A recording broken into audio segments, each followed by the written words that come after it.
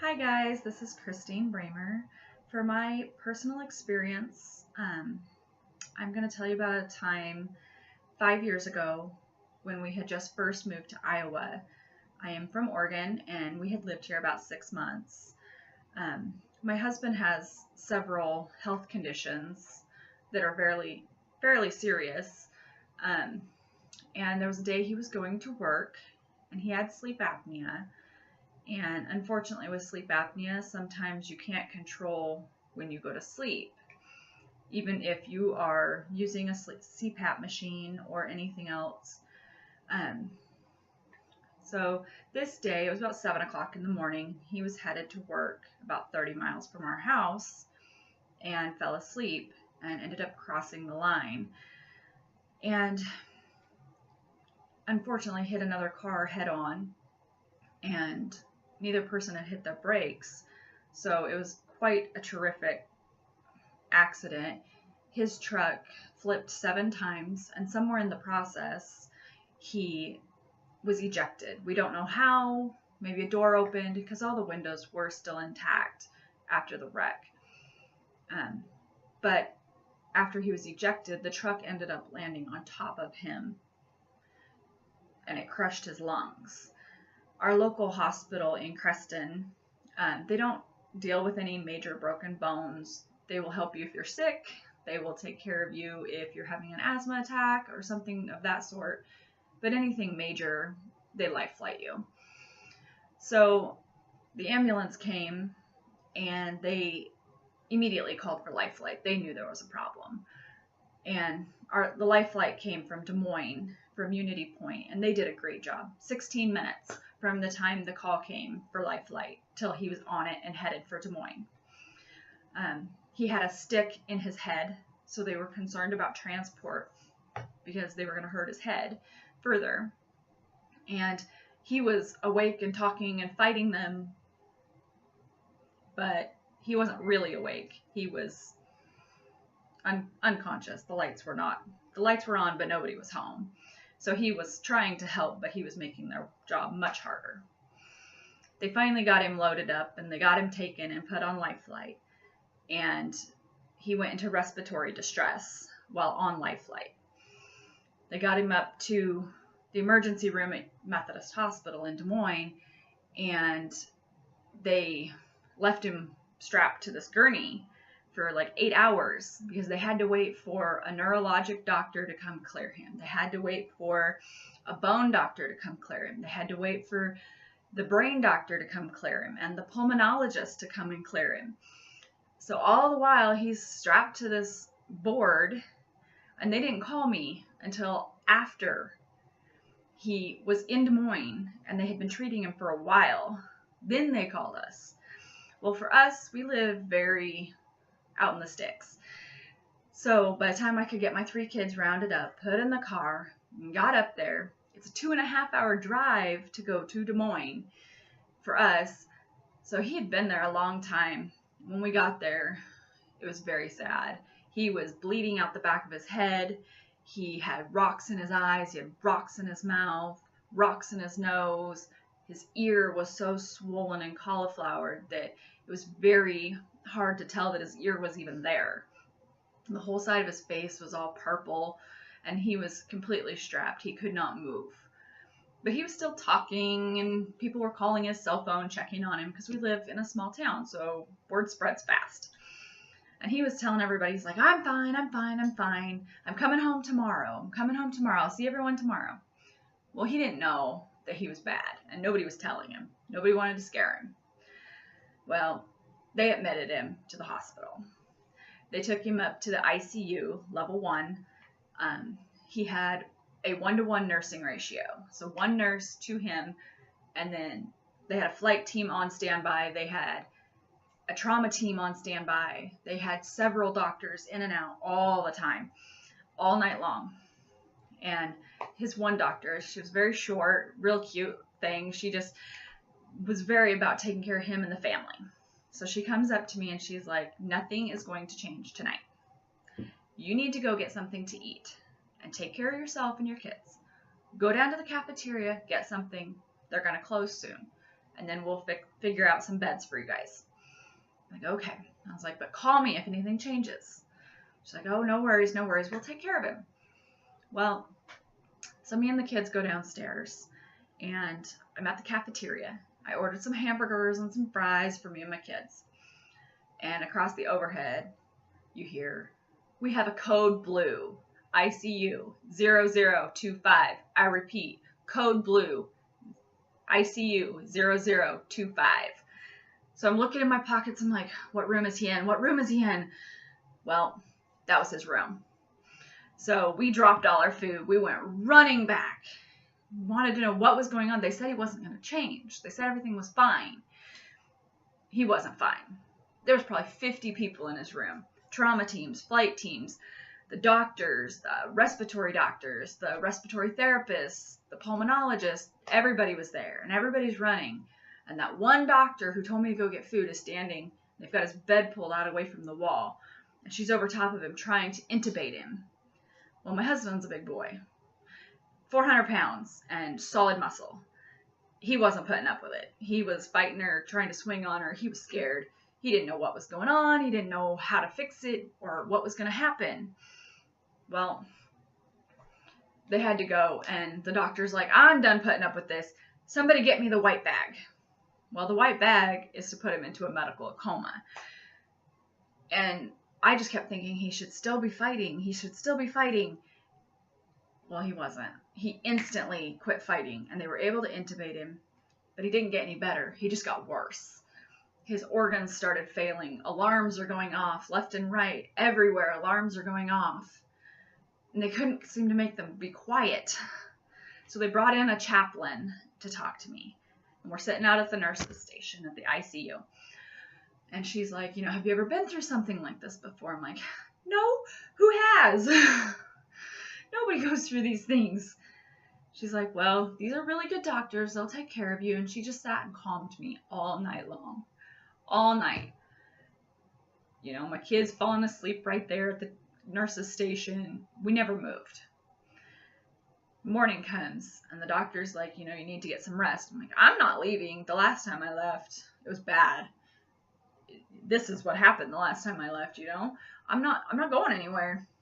She's like, well, he's not waking up for a few days. I'm like, yes, but there's alarms going everywhere. She's like, he's sick, but you can't help him. You need sleep. So they took me to an area where they have rooms for families to sleep. And me and my kids all got a little rest, took a shower, got cleaned up. And it went on a couple days, you know, alarms constantly. Us going and sleeping a little bit, getting some food, coming back and sitting and waiting. Went on for days and days. Finally, on the 8th day, they were still pulling rocks out of his mouth, still pulling dirt out of his eyes. His ear was still swollen. His face was all swollen. The doctor came to me and she said, you know, we need to talk about other options. I'm like, well, is he going to get better? Is he going to wake up? Is he going to walk? I mean, what's going on? She's like, well, here's the deal. His kidneys have failed. His bowels are not working. His lungs are crushed. His gallbladder may have to be removed. She's like, we're still pulling rocks out of his mouth. He's not breathing effectively. He's going to be at least on life support for a lot longer. She goes, but we don't like to leave intubation tubes in more than 9 days. And that's tomorrow. Because it starts to affect the vocal cords. So if he does get better and we leave the intubation tube in, he's not going to be able to talk. I'm like, okay, so what do we do? Like, how do we fix it? He's got to breathe, and he can't breathe without it. She's like, well, we put in a trach. I'm like, okay. At the time, I wasn't a medical person. I'm like, well, what's a trach? She's like, well, I'll get you some pictures and we'll talk about it. And she went and got pictures. She brought in a sample one. I'm like, okay, that's weird. Like, I've never seen anybody with one. She's like, well, it'll be okay. She's like, it's going to help him. We'll be able to get better oral cares, get the rest of the rocks out of his mouth. It won't affect his vocal cords, and he'll have more direct oxygen to his lungs because there's so much swelling in his throat that he will actually have more oxygen to him. It's like, okay, well, where do I sign? Let's try it. If he gets better, good. Well, they took him the next morning, and I was scared. I mean, taking out an intubation tube, things could go wrong, but they did a really good job. Nothing went wrong. They trached him, and things didn't change for much, really. I mean, they were able to do better oral cares. They were able to clean out his mouth, get the sores taken care of, get things back on track. They were able to wake him up so that he was able to write stuff so that he could talk to us. At first, they weren't sure when he woke up if he'd remember us, but he did, which was nice. I mean, a wife's worst nightmare and a kid's worst nightmare is their dad or their husband not going to remember who they are. But he did, and that was really cool. So we went on for weeks of them doing physical therapy, occupational therapy, speech therapy, getting him up out of bed, trying to see if he can walk. Can he feel his toes? Can he bear weight? Is he going to make it out of the hospital? And, you know, it took 21 days like that. 21 days on life support. And one day, they got him sat up and they were going to try walking in the hall while on the ventilator with the trach. Well, that was apparently the needed movement that he coughed out a blood clot. It was a huge blood clot, like the size of a golf ball. And he coughed it out from his lungs, around his trach, and out his mouth, which was really gross. But that was what was preventing him from breathing on his own. It was in the way. It was causing a problem. And as soon as he did that, the next day he was up walking halls by himself. They were able to start weaning him off life support. Started doing more therapies. Instead of just doing therapy in his room, they were able to take him to the therapy room. And, you know, that was really awesome. My middle child turned 3 while he was in the hospital. And all the nurses, they're so sweet. They knew my son has Asperger's. So they bought him a birthday cake and they bought him some presents. And we were able to have a little birthday party for him right there in the ICU. It was so much fun because, you know, he was really upset. He was going to start preschool mid-year to deal with some of his autism stuff. And he wanted his dad there. Dad was going to miss his birthday. Dad was going to miss his first day of school. Well, thanks to those nurses, Dad did not miss his birthday. We had it right there. Everyone came. All the doctors, the nurses, the respiratory therapists, physical therapy, PT, everybody came for his 3rd birthday. And, you know, it's one of his most memorable birthdays now. So after the end of the 21 days, they said if I went and took 2 classes, they were 8 hours each, on how to take care of him at home, how to do 2-hour turns to make sure he doesn't get a bed sore, how to suction a trach, how to deal with if he chokes, how to thicken his food so that he can have it, because you don't swallow appropriately with a trach. So your foods have to be thickened and your waters have to be thickened. So I had to take a class on how to do that. That was fine. Brought him home. So we did, and I got to bring him home, which was the best. It took 9 more months once we got home for him to get better. Going to pulmonologists and the neuro doctor and the brain doctors and the pulmonologists every week we had to go. But you know, that was okay. We were at home and he was getting better and stronger much faster being at home than at a hospital 2 hours from home. And it was so cool. After he'd had that trach for 9 months, we went to the pulmonologist and they put the little monitor on his finger to see how well he was breathing. And it was at 100% with his trach. And they're like, well, I think you're strong enough that we could go ahead and get rid of that. They're like, we had a cancellation this afternoon. We could take it out this afternoon and close up the hole. And he's like, really? They're like, yep, you can't eat for the rest of the day. They're like, but stay in town and we'll take it out. So we did. We went shopping. And we waited and killed some hours and came back. And sure enough, they took that trach out and they used a little skin graft and put it over the hole. And within 3 days, it was closed up and he was all better. you know, but the memories we made during that time were amazing, and how our family pulled together to help take care of him and get him back home was amazing.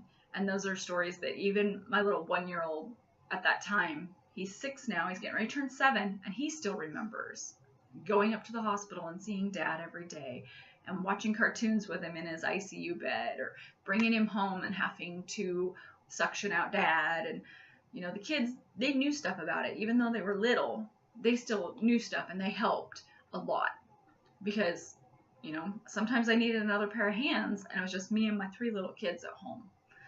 So that's my story of my husband and our life experience of getting in a car accident. See you guys later. Bye.